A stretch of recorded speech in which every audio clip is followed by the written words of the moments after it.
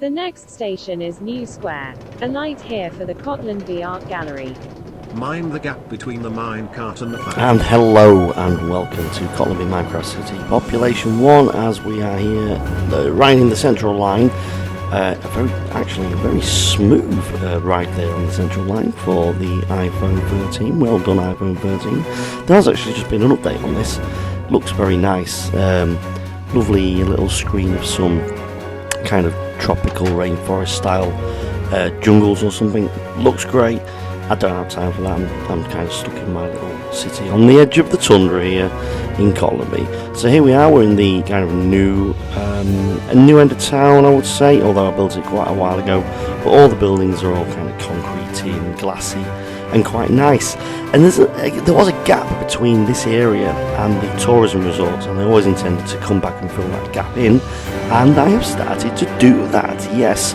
Again, I have gone away from building an existing building, and this week I've built a supermarket. It's Aldiddle. Never everything you need for your shop. Yes, that's right. Oh, hold on a minute. Let's just kill these sheeps. Naughty sheeps. Yes, I thought I'll build myself a value supermarket because, well, why not, eh? Again, another project that was not already started, but I have completely started from scratch. So let's have a look at the build. As you can see, there's this gap between the large building on just behind us now, which is like a self-contained little mini town. Utopia complex. We'll go and have a look at that at some point. And then the other side of it is the tourism resorts, and then behind it there's nothing. That's where one of these city walls is going to go eventually when I get round to it. More on that next week because I'm actually doing that in this section. And then the other side of it is an area which has got some stuff in it. So it's got a few buildings, but there is a gap between what's there at the moment in the expo centre, and that also is going to get filled in at some point as well.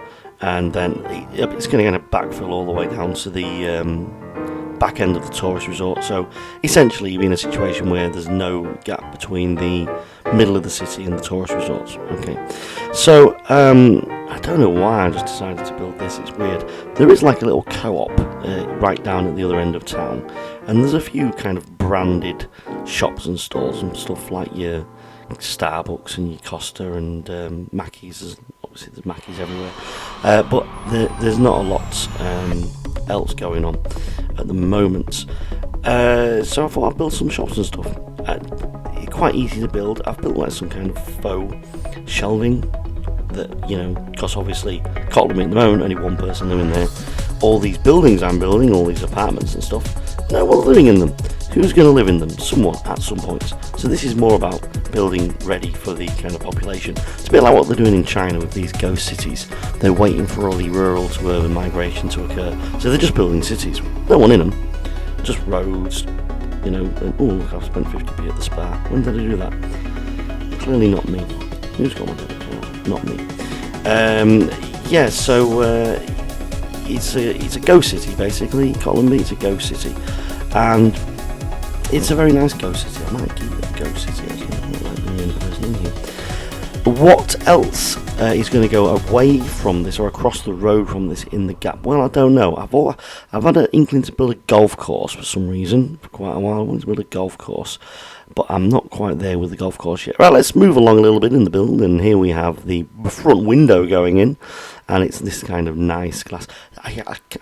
These panes are a pains, aren't they? Because look at that. You see, it's going in the wrong place. It's the most annoying thing in the world ever. Like stubbing your toe, that right?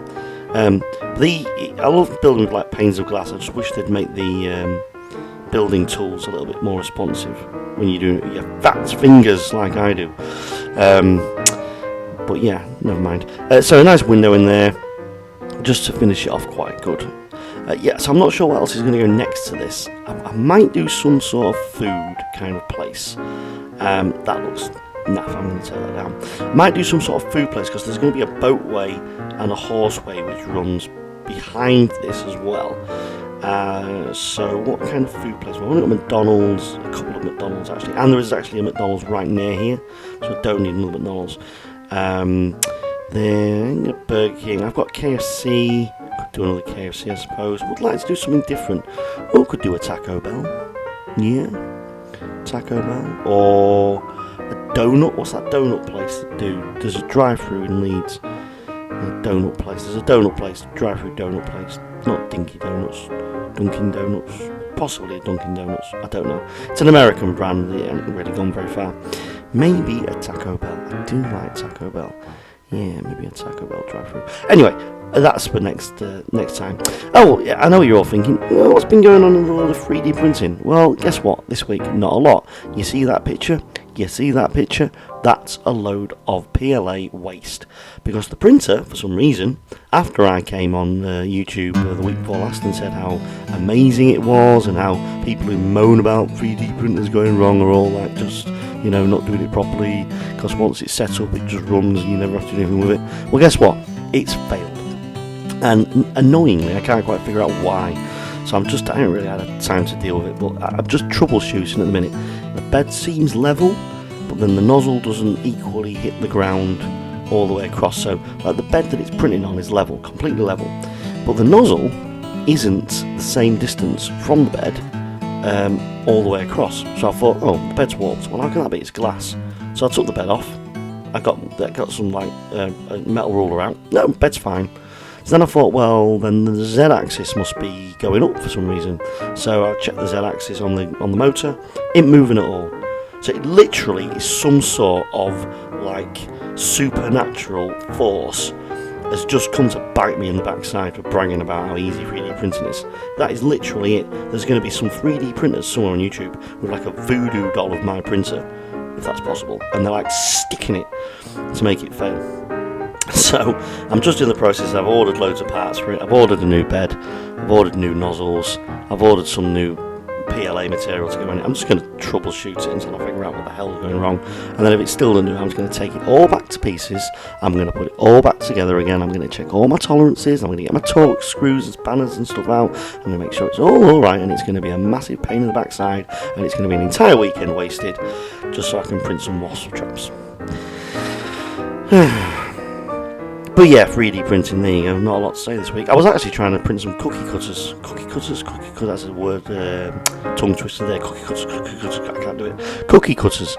I was going to do like a Disney Princess House one. I had like a Eurofighter one, that was really nice. I had an Olaf from Frozen one, that was going to be really good as well. So cookie cutters, there you go. That's what I'm going to do. Okay, how are we getting on with this? let's just skip to the actual Aldiddle and let's have a look what's been going on in Aldiddle. Let's have a tour of Aldiddle, and let's see what is in the store, or what is in store in the finished store. Here it is. Love the logo. It's nice and bright. Not at all ripped off from any other logo.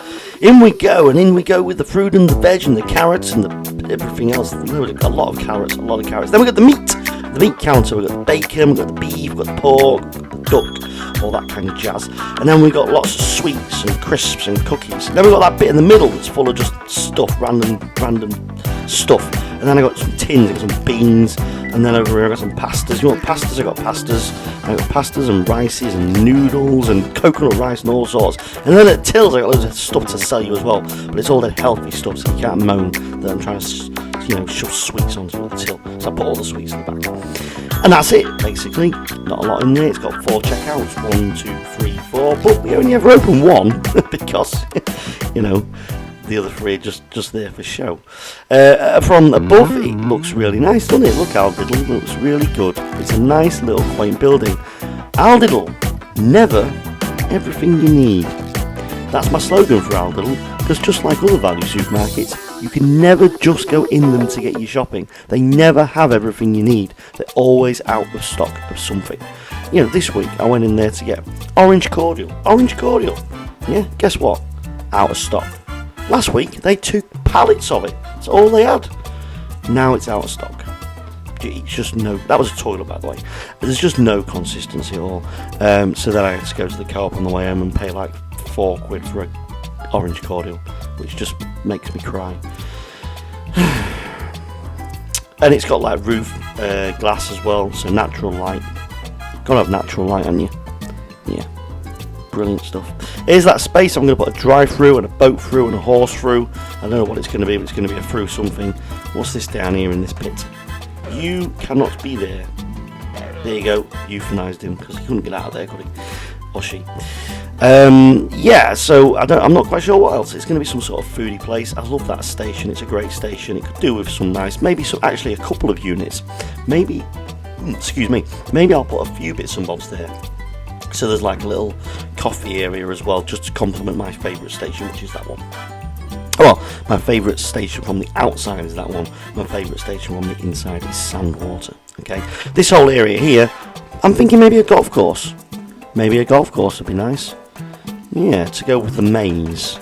Maze, and then a nice little pond, fishing pond, and then a golf course.